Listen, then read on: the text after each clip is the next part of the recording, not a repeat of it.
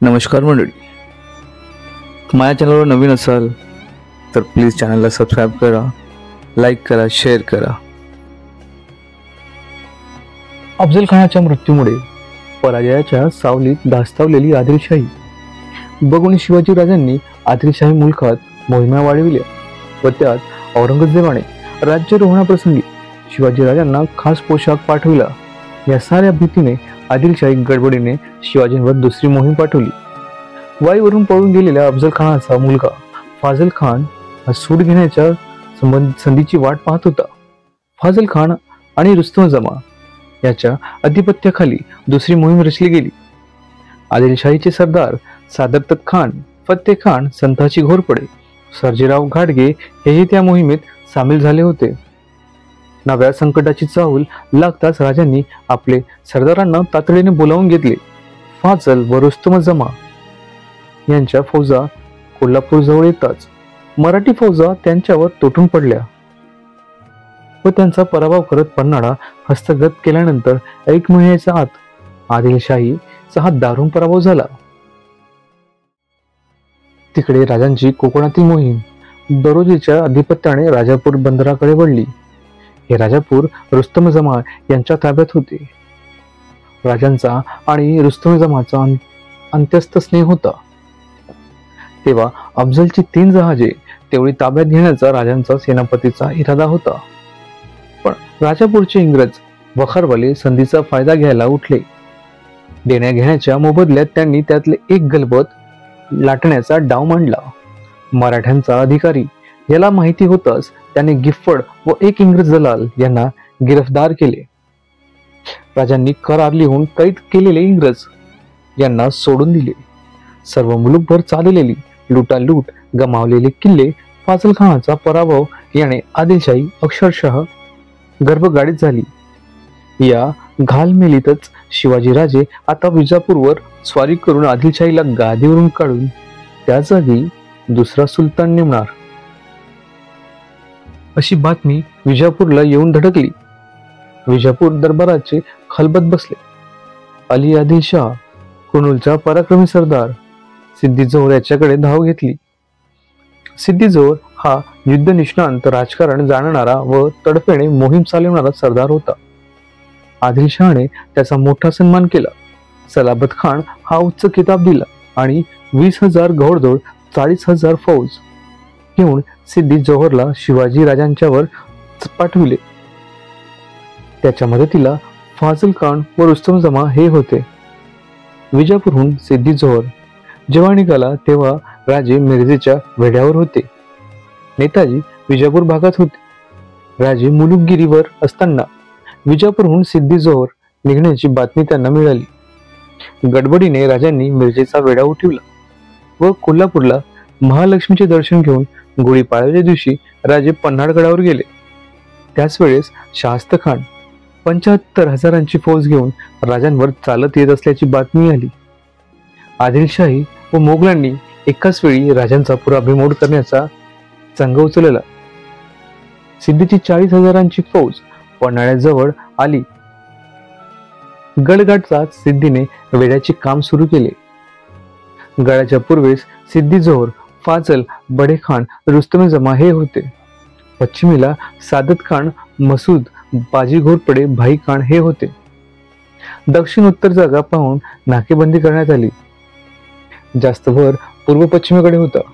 गडाचा प्रमुख वाटा तिकडेच होत्या. गडावरून जिकडे तिकडे पाहावं सैन्याच्या छावणी दिसत होत्या. वेड्याची मांडणी होताच फौज पुढे सरकू लागली. शत्रू टप्प्यात येताच तोफा धडावू लागल्या. जोहर 3 दिवसात जितका पुढे आला होता तितकाच मागे रेटला गेला. चिडलेल्या सिद्धीने वेढा अधिक बळकट केला.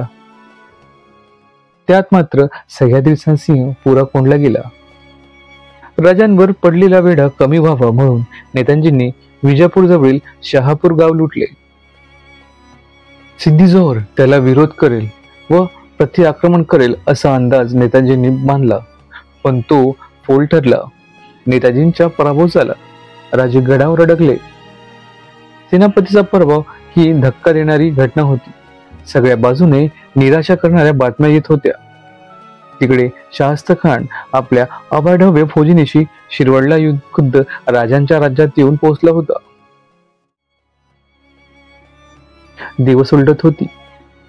जिजाबाईंना आणि खेर राजांच्या खबरीसाठी पाठवले होते, पण एकही वेळा व पार करून राजापर्यंत पोहोचू शकला नाही. सिद्धीच्या वेळात अडकून महिने लोटले तरी राजांची काही बातमी नव्हती. हेरांनी आणलेल्या बातम्या जिजाबाईंना बेचैन करून सोडून द्या. उलटणारा दिवस अधिक संकटात घालणारा होता. शिवाजी राजांची सुटका करण्यासाठी जिजाबाई जातीनिशी निघाल्या. नेताजी पालकर गडावर येत आहेत ही बातमी आली आणि जिजाबाईंना धीर आला. मासाहेब विचारतात, नेताजी, महाराजांची काही वार्ता? नेताजी मान खाली टाकत म्हणाले, सिद्धी जोहरने पक्का वेढा घातल्याची बातमी आहे. काय करावं समजत नाही. ते सोपं आहे. मासाहेब खिन्नपणे हसून म्हणल्या, जसे सुर्वे सावंत शत्रूला मिळाले तसे तुम्हीही मिळू शकता. आम्हाला हे माहीत होतं, म्हणूनच आम्ही जातीनिशी जोहरवर चालून जायचं ठरवलं आहे. नेताजी, तुम्ही नात्याची माणसं, राजांचा भरोसा म्हणून सेनापती झालात आणि मराठी राजाचे सेनापती जोहरच्या वेड्याचं कौतुक करता. जिजाबाई एवढ्या संतापलेल्या केव्हाच कोणी पाहिले नव्हत्या. नेताजी, स्वराज्य टिकलं तर सारं टिकेल. बलवत्तर शत्रूला निधड्या छातीने धडक देण्याचं सामर्थ्य फक्त त्यांच्याच मनगटात दिसावं हे आमचं दुर्दैव. त्याच राजांचा सेनापती पालकर आणि विश्वासाचे सरदार सिद्दी हिलाल आमच्या पुढे नुसते मनगट चोळीत उभे आहेत. नेताजी, कमरेच्या तलवारीची आणि पालकरांच्या कोळीचं तरी आठवण ठेवा. मायसाहेबांचे कडे बोल ऐकत नेताजी म्हटले, मासाहेब, ह्या तलवारीची शपथ घेऊन सांगतो, राजांना सोडवून घेऊनच परत येऊ, तेव्हाच तोंड दाखवतो. त्याच्यासाठी मानसाहेबांना जायची गरज नाही. नेताजी पालकर आणि सिद्दी हिलाल आपल्या फौजेनिशी पन्हाळ्याच्या वाटेला लागले. सिद्धीच्या वेढ्यापुढे नेताजींना यश मिळत नव्हते. तिकडे काही महिन्यात पावसाळा सुरू होईल व याचा फायदा आपल्याला होईल. वेढा पावसामुळे कमकुवत पडेल आणि आपल्याला या वेढ्यातून निसटण्याची जागा मिळेल. पण हा कयास राजांचा साफ चुकला. सिद्धी जोहरने राजापूरच्या इंग्रजांकडे तोफा डागणाऱ्या कसबी माणसाची व लांब पडल्याची तोफेची मागणी केली.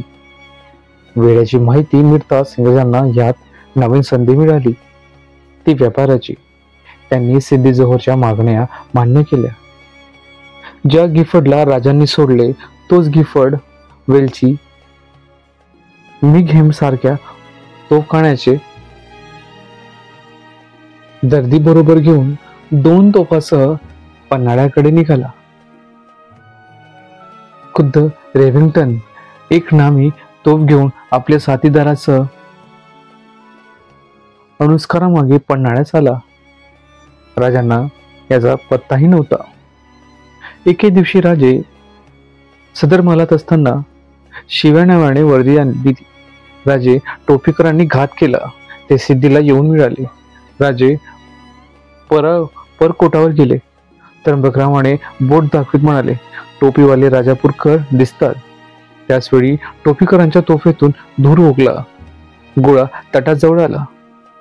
परकोटावर फिरिंगी बनावटीचे काली तोफ सज्ज होती.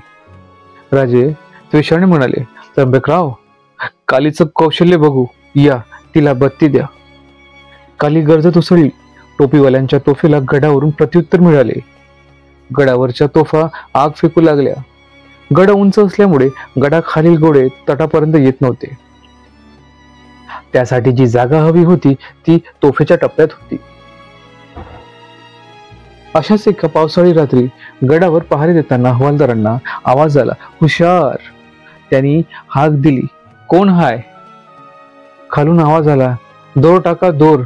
हवालदाराने किल्लेदाराला बोलवून सांगले. दोर खाली सोडण्यात आला. एक संन्यासी चिंब भिजलेला अनेक ठिकाणी खरचटलेले होते. त्र्यंबकरावांनी विचारपूस केली असता महाराजांशी भेटायचं आहे असे बोलू लागला. त्या संन्यासीला महाराजांसमोर उभे करण्यात आले. त्याला पाहून महाराज म्हणतात, अरे महादेवा, अगदी देवासारखा अवतरलास. राजांनी आत जाऊन आपली संदूक उघडली. त्यातून आपले कपडे काढून पुढे करीत म्हणाले, प्रथम कपडे बदल. संन्यासी कपडे बदलून महाराजांवर समोर आला. काय महादेवा, सांग आता. राजे म्हणाले, महाराज, मासाहेब काळजीत आहेत. शास्त्र काढून पुण्यात आला. लाल महालात ठाणे दिले आहे. खालचा मुलूक लुटला आहे आणि किल्ले मजबूत आहेत. साखनला त्यानं वेढा दिला आहे. फिरंगोजी गड लढवित आहे. मासाहेबांनी अनेक नजरबाज पाठवले, पण कोणाची काही चालत नाही. सिद्धी, संन्यासी, बैरागी, फकीर कोणालाच जागा देत नाही. वेळा मजबूत आहे. दिवसातून एक वेळा तरी भर पावसातून सुद्धा संबंध वेळा फिरतो. पण तुला कशी जागा मिळाली? तू कसा आलास? मी येत असता कोकणातील सोव्यांची तुकडी वेड्यात सामील व्हायला जात होती. साताऱ्याजवळ घाट पडली. 50 होऊन देऊन फितवलं. त्यांच्यातलाच एक म्हणून मी तळावर आलो. महिनाभर तळावर राहू, पण संधी मिळेना. नशिबानं एक जागा गावली. सगळीकडे बोलवा आहे की शिवाजीराजे सिद्धीला शरण जाणार आहे. धीर निघेना. मग काल रात्री हिया केला आणि रात्रीच निघालो. मग संन्यासी केव्हा झालास? येताना हेच कपडे करून आलो. साताऱ्याला बारगीर झालो. कफणी जवळ होती. विचार केला, गावलं आणि आलो. आलास ती वाट कशी आहे? उत्तरेची घन आहे. तिथं 2 मेट्या जरा पातळ आहेत. किती अंगावर मेटी आहे? 150 कदमावर आहेत. सज्जन कुटीत खलबत बसले. राजे म्हणाले,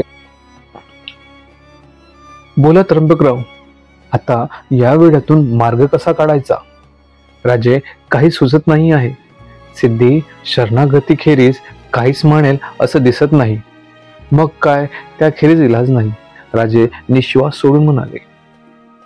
तिकडे बाजीप्रभूंना बोलावे ना. ते म्हटले, राजे. महाराज म्हणाले, काय झालं बाजी? बाजी म्हणाले, आम्ही दुबळे ठरलो. राखता नाही आलं आपल्याला. बाजीसारखा धिप्पाड बलदंड माणसाने अश्रू ढाळताना पाहून राजांच्या मनाला पीळ पडला. राजे म्हणाले, बाजी, नशीब खडतर आहे, पण प्रसंग कितीही खडतर असला तरी शोधला तर मार्ग मिळू शकतो. बाजी म्हटला, बोला महाराज, थांबू नका. महाराज म्हटले, काल महादेव म्हणजे बहिर्जी नाईक आला. उत्तरेतून 2 मेटी पातळ आहेत असा त्याने सुगावा आणला आहे. रात्रीचा फायदा घेऊन निसटून जायला तोच मार्ग आहे, पण मार्ग धोक्याचा आहे. शत्रू सावध झाला तर? त्यावर बाजी म्हणाले, तर मेटकरी जागेवरच कापून काढू. महाराज म्हणतात, विशाळगडाखेरीज थांबता येणार नाही. जवळजवळ 15 कोसांचं अंतर आहे. शत्रूंना गाठायचा आत ते आप कापता येईल का? बाजी म्हटला, राजे, वेळातून बाहेर पडा. विशाळगडवर सुखरूप न्यायची जबाबदारी आमची. त्या रात्री राजे शांत झोपी गेले. पहाटे राजे जागे झाले. सकाळी सज्जा कोटीत खास माणसे तयार झाली. पौर्णिमेच्या रात्रीत पाऊस पडत होता. आषाढाच्या वादळी पावसाने थैमान मांडले होते. वादळी हवेत राजे बेताकीत होते. राजांनी सांगितले, त्र्यंबकराव, 2 पालख्या सज्ज ठेवा. बाजी तुमची निवडक माणसं घ्या. गंगाधर पंत पत्र पूर झालं. गंगाधर पंतांनी पत्र तयार केली होती. राजांनी ते वाचले. शिक्कामोर्तब करून ते पत्र गंगाधर पंतांना दिले. सिद्धी व फाजल याच्याशी शरणागतीबद्दल वाटाघाटी करण्यासाठी गंगाधर पंताची नियुक्ती झाली.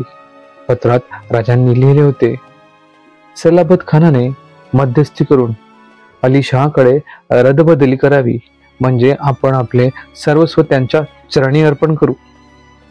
त्र्यंबक बसरांनी गडाचा प्रमुख दरवाजा 125 दिवसानंतर उघडला. गंगाधर पंत शरणागतीचे पांढरे निशाण घेऊन गड उतरू लागली. हशमांनी ते निशाण पाहिले. सिद्धीकडे वर्दी गेली. फाजल एटीने शामियाना बाहेर आला. आपल्या यशाचे कौतुक पाहू लागला. गंगाधर पंतांनी अत्यंत लीनतेने राजांची थैली जोहारच्या हाती दिली. सिद्धीने थैली वाचली. शिवाजी शरणागती पत्करण्यास तयार झाले. सिद्धी विचारले, राजा साहेब, यहाँ हाजीर होंगे? आपण राजांच्या सुरक्षितेची हमी दिली तर राजे उद्या हजर होतील. आम्ही जरूर ती हमी देऊ, सिद्धी म्हणाला. यात शिवाजीचा डाव दिसतो, फाजल म्हणाला. अप्पाजांच्या वेळीच अशीच बोलणी झाली होती. सिद्धी जवळ हसला व म्हणाला,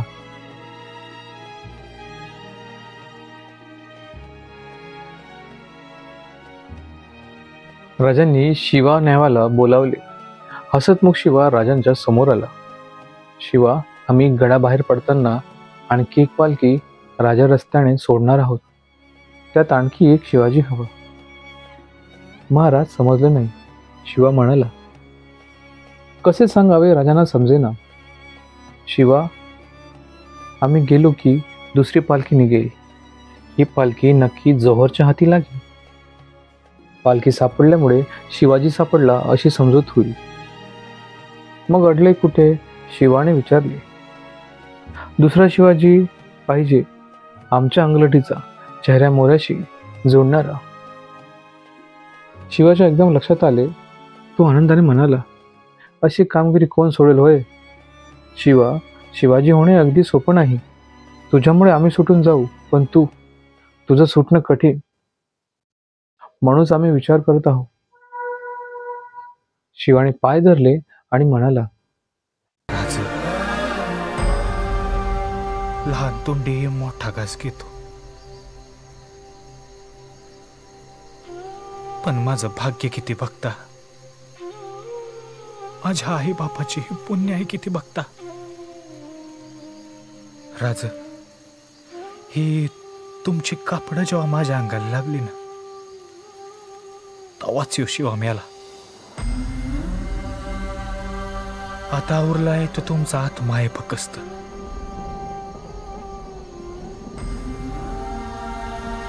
राज, तुमच्या ध्यानात येत नाही, पण मला स्वर्गाचं दर दिसतंय.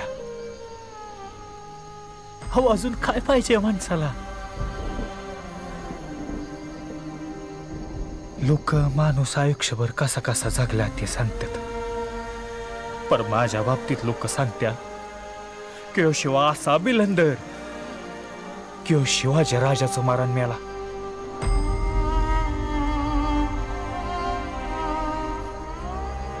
मारून 96,000 वर्ष जगेन महाराज.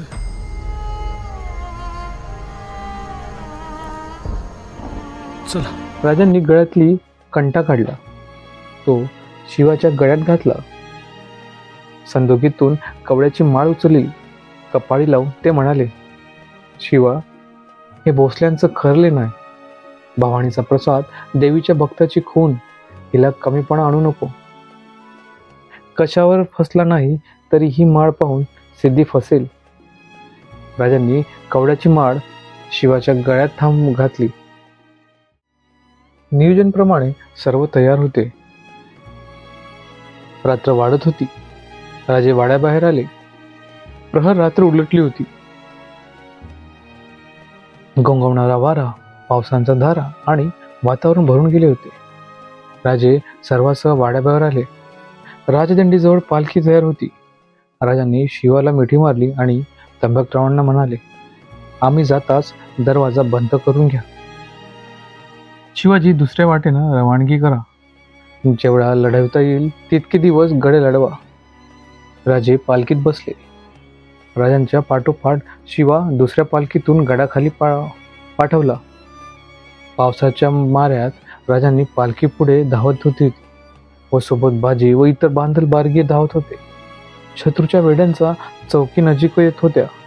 पुढे पाठवलेले हेर राजांची पुढची वाट दाखवत होते. राजांच्या पालखीने वेढा ओलांडला. आता जिद्दी झाली होती. परीक्षा होती. धावेची पालखी पळवली जात होती. एकच पळापळ सुरू झाली होती. कुठून तरी शब्द कानी येऊ लागले, ठेहरव. पण ठेहरव शब्दापेक्षा चला हा बाजीचा शब्द बळकट होता. शत्रूची खात्री झाली. एकच किलकारी मागे उठली, दुश्मन भाग गया. तो शिवाजी पडल्याची बातमी सिद्धीच्या कानावर आली. शिवाजी का पिछा करो, जाओ असं म्हणत सिद्धीने मसूद व फाजल जाण्यास सांगितले. विलंब न करता मसूद व फाजल यांनी 1000 घोडेस्वार, 1000 पायदळ जमा केले. भर पावसातून राजांना पकडायला तो धावला. बरेच अंतर मसूदने कापले, पण शिवाजी नजरेत येत नव्हता. कुठे पत्ता लागत नव्हता. अचानक एक स्वार बेंबीच्या देठापासून किंचाळला, दुश्मन दुश्मन. पालखीला वेढा दिला. मसूदने पालखीतल्या राजांना पाहिले. पालखी पडविली गेली. मसूदच्या आनंदाला सीमा नव्हत्या. मराठ्यांचा राजा शिवाजी अलगद मसूदच्या हाती सापडला होता. शिवाला सिद्दी जोहरच्या सामयानात मसूदने जाहीर केले. पण काही अवकाशातच सिद्धीला माहिती झाले पकडलेला इसम शिवाजी नसून शिवा नाही आहे. सिद्धीच्या नजरेला नजर देत शिवा म्हणाला, या जीवाला शिवा नावी म्हणतात. संतापाने सिद्धीने तलवार शिवाच्या छातीत टेकवीत म्हणाला, याचा परिणाम माहीत आहे. थंडपणाने ती तलवार बाजूला सरकवीत शिवा म्हणाला, ते माहीत नसतं तरी कशाला इथे आलो असतो. खामोश. बघत सिद्धी ओरडला आणि त्याने आपली तलवार सरळ शिवाच्या छाताडात भोकसली. तलवारीचे पाते रक्ताने न्हाले. शिवाच्या चेहऱ्यावर तीव्र वेदना उमटून गेली. तलवार निघालेल्या जागी त्याने डावा पंजा दाबला. उजव्या हाताने डेऱ्याचा खांब पकडला. तोल सावरीत हसण्याचा प्रयत्न करीत शिवा म्हणाला, सोंगातला शिवाजी झालो म्हणून काय तो पालता पडेल. राजे मुजरा असे उभ्या दांडीच्या आधाराने खाली घोंगडत आणि शिवा गतप्राण झाला. राजे पळून गेल्याची खात्री होताच सिद्धीने पुन्हा फौज गोळा केली आणि मध्यरात्रीनंतर तो विशाळगडाच्या वाटेला लागला. कदाचित खरा शिवाजी अजून गडावरच असेल आणि अशी शंका येऊन या गोंधळात विस्कळीत झालेला वेडा परत आवळून तो स्वतः गडाजवळ राहिला. इकडे रात्रभर पालखी पळून घेत थकलेल्या जीवांचा थकवा राजांना पाहून नव्हता होत. विशाळगड अजून फार दूर होता. हेरांनी बातमी आणली, मागून मसूद सैन्य घेऊन येत आहे. बातमी ऐकताच थकलेल्या जीवांचा थकवा कुठच्या कुठे गेला. जीवाला जीव गलावून विशाळगडाचे अंतर कमी करण्यासाठी सारे धावू लागले आणि गजापूरची खिंड गाठली.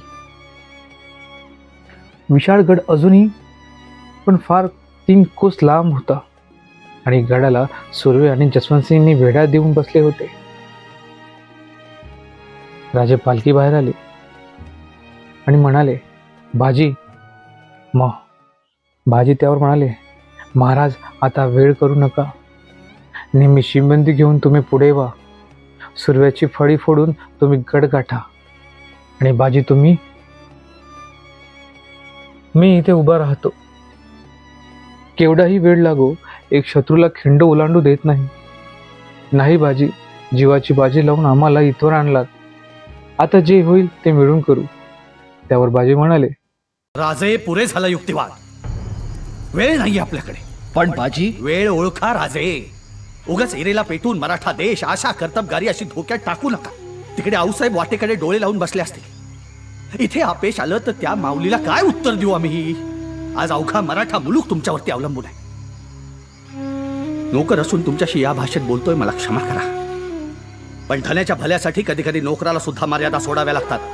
वयाच्या वडिलकीचा फायदा घेऊन दटावतोय असं समजा. पुढे निघा, विशाळगड जवळ करा. गोयाजी, धोयबाजी.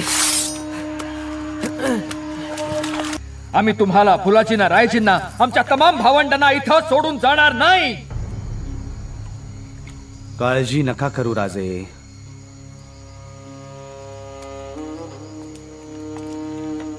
आता हीच आमची जागा.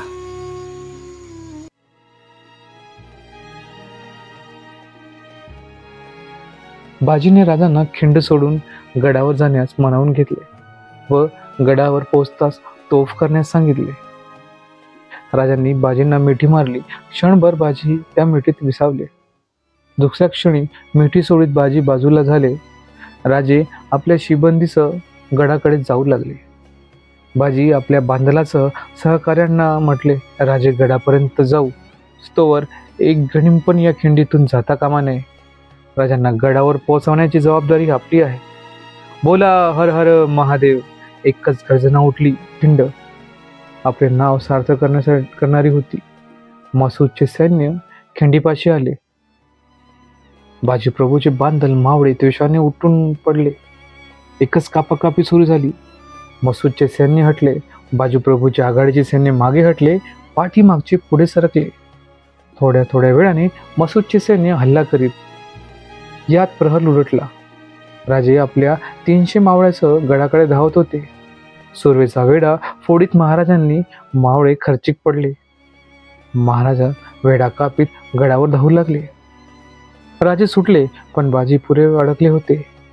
बलदंड शरीराचे बाजी शत्रूवर द्वेषाने फिरंग चालवत होते. बाजींना रणचंडिका प्रसन्न झाल्याची भास होत होता. 3 प्रहर होत आले तरी खिंड काबीज होत नव्हती. संतापून मसूदने बंदूक आणायला सांगितले. बंदूक आणण्यात आली.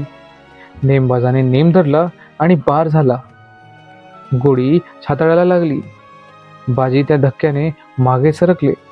मावळे पुढे सरकले. खिंड परत अजिंक्यच राहिली.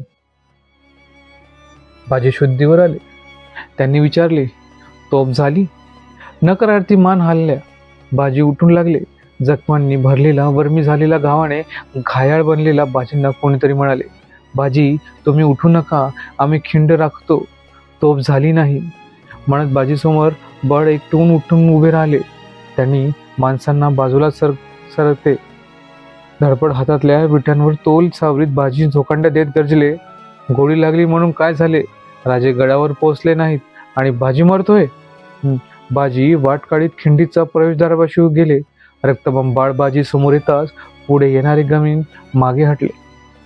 तोच आसमानात तोफेचा गडावरून आवाज कडाटला. बाजीच्या चेहऱ्यावर हसू उमटले. बाजी पुटपुटले. राजे गडावर पोचले. आपली फतेह झाली. बाजी कोसळले. मसूदचे सैन्य तुटून पडले. 7 प्रहर मृत्यूशी झुंज देणारी बांधल सेना कृत्यार्थ झाली. घोडखिंडीत सर्रास कापाकापी झाली. सारे मावळे निर्दयपणे कापले गेले, पण कुणाला खेद नव्हता आणि खंतही नव्हती. तिकडे गडावर पोचलेल्या राजांनी विश्रांती घेतली नाही. मावळत्या धुसर प्रकाशात ते पाहत होते. गजापूरची खिंड शांत झाली होती. त्या बाजूने गडावर येणाऱ्या कुणाचीच जागा नव्हती. एक जखमी बांधल सेवकांच्या आधाराने आणला जात होता. राजे उठले. त्यांनी त्या रक्तबंबाळ सेवकाला सावरून आपल्या बैठकीवर बसविले. त्या जखमीला ग्लानी येत होती. थंड पाण्याचा शिडकाव त्याच्या मुखड्यावर केला गेला. त्या जखमीने डोळे उघडले. राजांनी पाहताच तो उठून लागला. राजांनी त्याला सावरत विचारले, सांग काय घडले तिथे? जखमी बांधल तिथे घडलेला सगळा वाक्य बया करत होता. त्यांनी सांगितले, बाजी कसे लढले. जखमी असून सुद्धा मसूदला खिंड पार करू दिली नाही. संतापाने मसूदने गोळी झाडून बाजीला घायाळ केले. तरी सुद्धा बाजी लढले. राजांचे अश्रू गळत होते. साऱ्यांनी तिची स्थिती होती. जखमी सांगत होता, तो फेकताच बाजी ओरडले. राजे गडावर पोचले. आपली फतेह झाली. राजे मुजरा आणि बाजी कोसळले. सारे कापले गेले. आम्ही खिंडीत होतो. तसा चालो. राजे आपली फतेह म्हणत जखमी राजांच्या कुशीत गतप्राण झाला. त्यावर राजे म्हणाले, बाजी तुम्ही गेलात, घोडखिंडी पावन केलीत. किल्लेदार,